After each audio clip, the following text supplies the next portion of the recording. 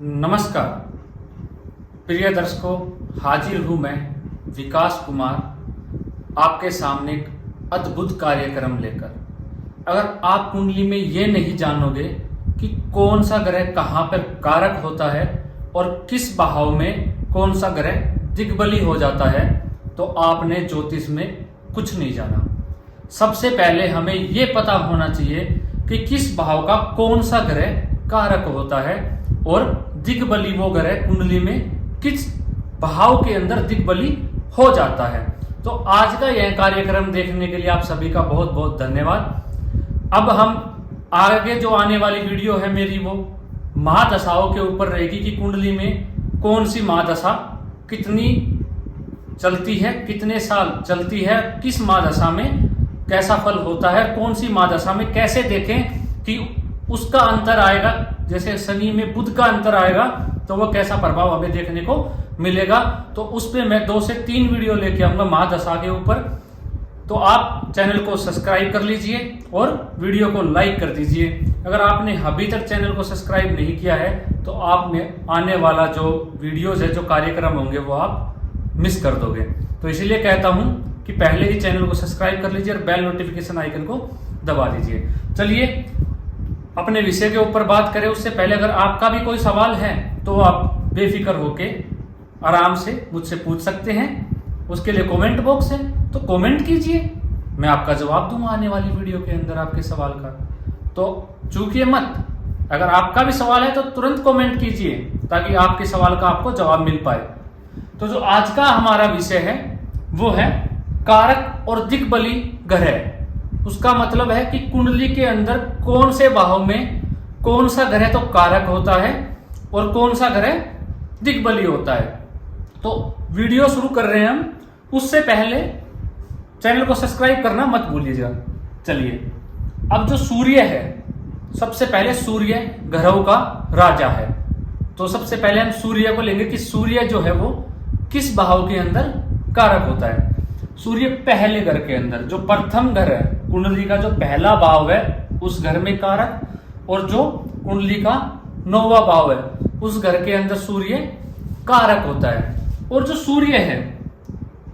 सूर्य है यहाँ पे पहले घर में और 9वें घर में कारक होता है और 10वें घर के अंदर दिग्बली होता है। मतलब दिग्बली का मतलब पूरे प्रभाव देता है कुंडली में। अगर 10 अंश के ऊपर, मतलब 10 डिग्री पे सूर्य 10वें घर में बैठ जाए तो परम दिग्बली हो जाएगा। अगर ऐसे जातक को सारी सुविधाएं देने पे आ जाएगा, सरकारी नौकरी, सरकारी उपलब्धियां, उच्च पद, मान सम्मान, श्रेष्ठ उनके पिताजी मान सम्मान हासिल करेंगे, समाज में उनका एक होरा होगा, उनकी एक इज्जत होगी, सब कुछ उनको अर्जित करवा देता है। सूर्य यहाँ पे कारक होता है पहले 9 और 9वें घर में, और 10वें घर में दिग्बली हो जाता है, और 11वें घर में अति विशिष्ट कारक होता है। अति विशिष्ट कारक के ऊपर मैं पहले भी एक कार्यक्रम बना चुका हूं, वीडियो बना चुका हूं। अगर आपने वो नहीं देखी है तो लिंक वीडियो के डिस्क्रिप्शन में मिल जाएगा। चलिए अगला, चंद्रमा कौन कौन से भाव में कारक होता है। चंद्रमा चौथे घर में, 4th हाउस में कारक होता है और पंचम में, क्योंकि चंद्रमा क्या है, माता, सुख भाव जो है वो 4th हाउस से देखा जाता है और माता का भी चौथे घर से देखा जाता है। और चंद्रमा माता का कारक है, इसलिए जो चंद्रमा है वो 4th हाउस के अंदर चौथे घर में कारक होता है। और मन हमारा कहां से देखा जाता है, पंचम भाव से हमारा मन भी देखा जाता है, बुद्धि भी और ज्ञान भी। तो पंचम भाव में बुध, बाकी जगह चंद्रमा पंचम भाव में भी कारक होता है। और चंद्रमा दिग्बली भी जो है वो 4th हाउस में ही होता है, 4th हाउस में ही चंद्रमा दिग्बली होता है। और अति विशिष्ट कारक ग्रह चंद्रमा पहले घर में और 7वें घर के अंदर होता है। तो अति विशिष्ट कारक मैं आपको इसीलिए बता रहा हूं ताकि आप जान जाएं कि अति विशिष्ट कारक ग्रह भी कहां कहां होते हैं। लेकिन जो आज का हमारा विषय वो यही है कि कौन से भाव में कौन सा ग्रह कारक और दिग्बली हो जाता है। तो अभी चंद्रमा, ये जो मैंने ब्लैक में लिखे हुए हैं वो दिग्बली होते हैं, और जो ब्लू में मैंने लिखे हुए हैं वो कारक ग्रह हैं, समझ लीजिए। उसके बाद मंगल की बारी। मंगल जो है वो 3रे घर में और 6ठे घर में कारक होता है। 3रे घर में पराक्रम, क्योंकि मंगल पराक्रम का कारक है, तो मंगल 3रे घर में कारक हो जाता है। और 6ठे घर में शत्रुओं को पराजित करने में और लड़ाई झगड़ा जो है वो छठे घर से देखा जाता है, तो मंगल इनका कारक होता है, इसलिए छठे घर में कारक होता है। और मंगल दिग्बली 10वें घर के अंदर मंगल दिग्बली हो जाता है। चलिए मंगल जान लिया आपने, सूर्य, चंद्र, मंगल, बुध। बुध जो है वो 4th हाउस में, 10th हाउस में और 5th हाउस में, चौथे घर में, 5वें घर में, 10वें घर में बुध कारक होता है। और दिग्बली जो है बुध वो लगन में होता है। अति विशिष्ट कारक बुध 11वें घर में हो जाता है। अब चलते हैं गुरु के ऊपर। जो गुरु ग्रह है वो दूसरे घर में कारक होता है, 5वें घर में कारक होता है, 7म भाव में कारक होता है। स्त्री के लिए 7म भाव देखा पड़ेगा कारक के लिए, और आदमी पुरुष के लिए देखना है तो शुक्र कारक होता है 7म भाव का, स्त्री के लिए गुरु होता है। और 9वें भाव में कारक होता है और 11वें भाव में गुरु कारक हो जाता है।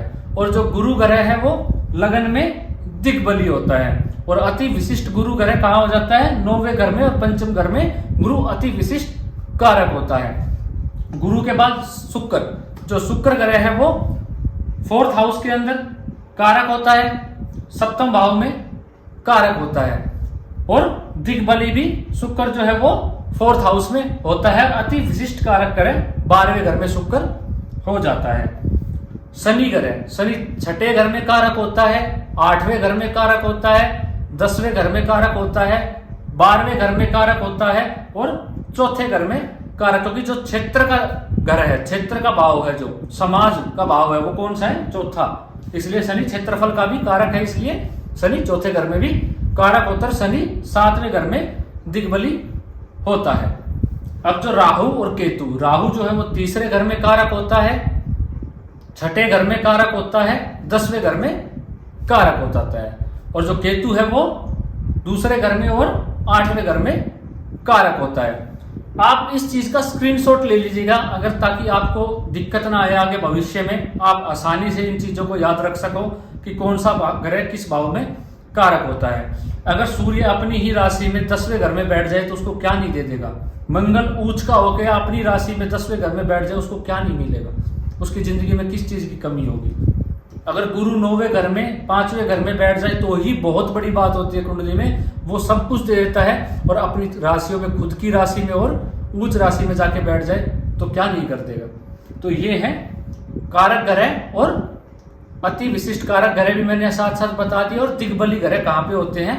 इन ग्रहों को कहाँ पे दिग्बल प्राप्त हो जाता है, मतलब अपने बल में, अपनी पावर में कितनी, मतलब पावर कितनी इंक्रीज हो जाती है, वो ये दिग्बल से देखा जाता है।